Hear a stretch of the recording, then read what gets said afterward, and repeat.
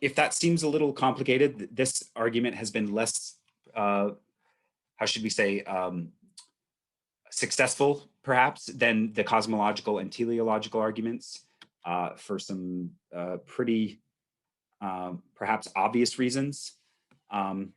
One was given by a fellow theist and contemporary of Anselm, which is essentially, well, if this reasoning is good, we could prove just about anything, right?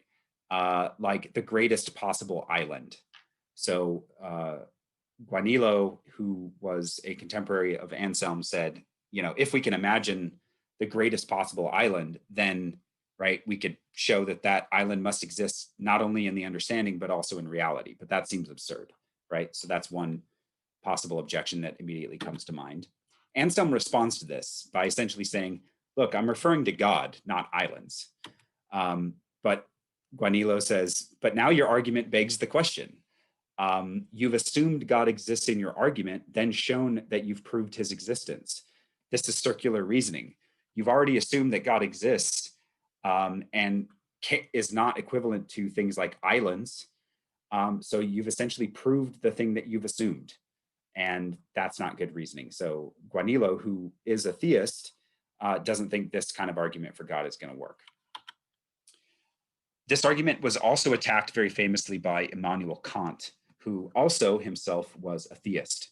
So you can criticize these arguments and still be a theist. We should point that out.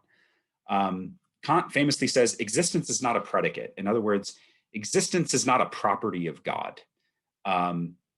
So we don't say, right, God exists, like God has the property of existence. We just say God is.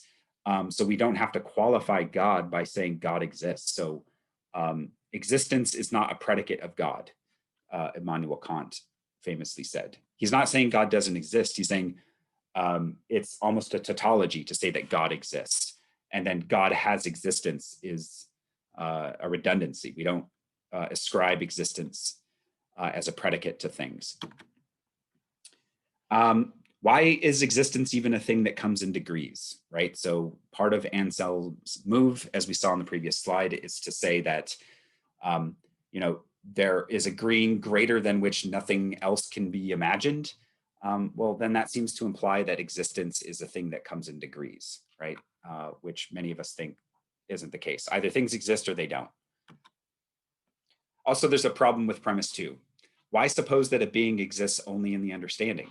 This leads to the contradiction that Anselm is after, but critics charge, if Anselm means the concept of the greatest being possible, then we wouldn't get any contradiction, and Anselm's argument doesn't go through, right?